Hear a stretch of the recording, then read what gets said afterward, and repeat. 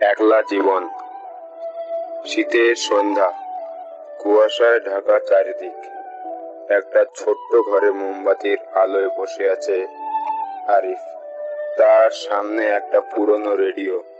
জানালার পাশে রাখা একটা চেয়ারে শুয়ে আছে একমাত্র সঙ্গী, পুরনো কুকুরটা।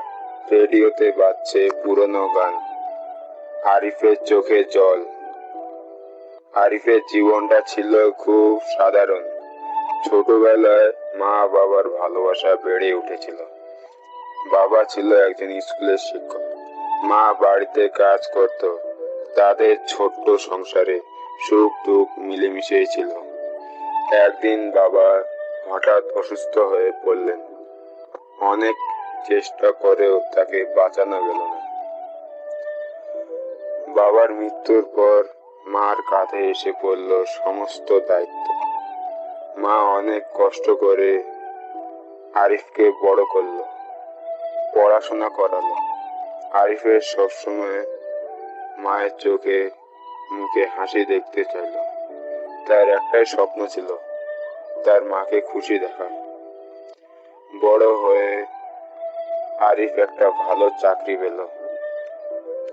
মার চোখে আনন্দে ঝিলিমিলি দেখা গেল। কিন্তু এই সুখ বেশি দিন টিকল না। মা হঠাৎ একদিন খুব অসুস্থ হয়ে পড়লেন। ডাক্তার জানালেন তার একটা জটিল রোগ হয়েছে। আরিফ সব চেষ্টা করলো, কিন্তু মাকে বাঁচাতে পারল না। মায়ের মৃত্যুর পর আরিফ একেবারে ভেঙে পড়ল। তার জীবনে সমস্ত কিছু অন্ধকার হয়ে গেল। মায়ের স্মৃতি, মায়ের সব কথা তার মনের মধ্যে ঘুরতে লাগলো। সে চেয়েছিল মায়ের শেষ ইচ্ছা পূর্ণ করতে। মায়ের একটা ইচ্ছা ছিল, তার ছেলে যেন সুখে থাকুক। আরিফ একদিন অফিস থেকে ফেরার পথে রাস্তায় একটা ছোট্ট মেয়েকে দেখতে পেল। মেয়েটা ছিল খুব অসহায়। এই কনকনে শীতে তার গায়ে কোনো উষ্ণ কাপড় নেই। আরিফ তার বাড়িতে নিয়ে গেল। তার নাম ছিল সুমি। সুমির মধ্যে যেন মায়ের মুখ খুঁজে পেল আরিফ।